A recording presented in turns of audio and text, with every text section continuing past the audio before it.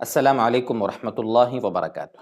مکرم سامعین گرامی، بہت سے ساتھی ابھی خاص طور سے سردی کے موسم میں ایک مسئلہ پوچھ رہے ہیں کہ بہت سی مسجدوں میں جو گیزر ہوتا ہے، ہیٹر ہوتا ہے، پانی گرم کرنے کا جو آلہ ہوتا ہے، وہ بجلی میں صحیح کنیکشن یعنی بجلی کا اس مسجد میں صحیح کنیکشن نہ ہونے کی وجہ سے بجلی چوری کرتے ہیں اور مسجد کے ذمہ داران پانی گرم کرتے ہیں۔ تو کیا ہماری نماز وہاں ہو جاوے گی؟ ہمیں ایسی مسجد میں نماز پڑھنا چاہیے، نہیں پڑھنا چاہیے؟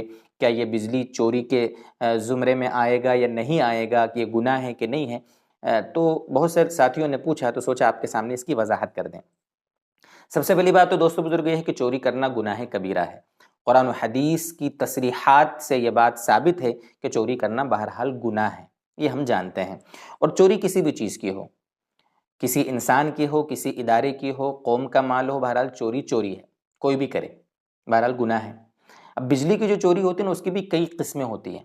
بس اوقات تو یہ ہوتا ہے کہ میٹر کے بغیر ڈائریکٹ جو بجلی کے تار ہمارے گھروں کے سامنے سے نکلتے ہیں، اسی میں ہم اپنا گھر کا جو تار ہے وہ ڈال دیں یا مسجد کا تار ڈال دیں اور چوری کریں۔ یا یہ کہہ لو کہ جو میٹر ہوتا ہے بجلی کا، اسی میں کچھ ایسی گڑبڑ کر دیں، سیٹنگ کر دیں کہ ہمارا بل کم آنے لگے، یہ بھی بجلی چوری ہے۔ اسی طریقے سے ایک یہ ہے کہ جو لائن مین ہوتا ہے، بجلی کا ادھیکاری، اسے سیٹنگ کر لی جاوے اور سیٹنگ کرنے کے بعد اپنے بل کم آئیں، یہ بھی غلط ہے۔ بہرحال ہر قسم کی یہ سب چوریاں ہیں۔ تو مسجد میں بھی جو مسجد کے ذمہ داران ہیں وہ انتہائی شدید گناہگار ہوں گے اگر وہ بجلی چوری کر کے پانی گرم کر رہے ہیں، مسجدوں میں سب چوری کی بجلی چلا رہے ہیں اور اس کے بعد سارے وہاں نمازی اس پانی سے وضو بنا کے نمازیں پڑھ رہے ہیں، سارا گناہ مسجد کے ذمہ داروں کو آئے گا۔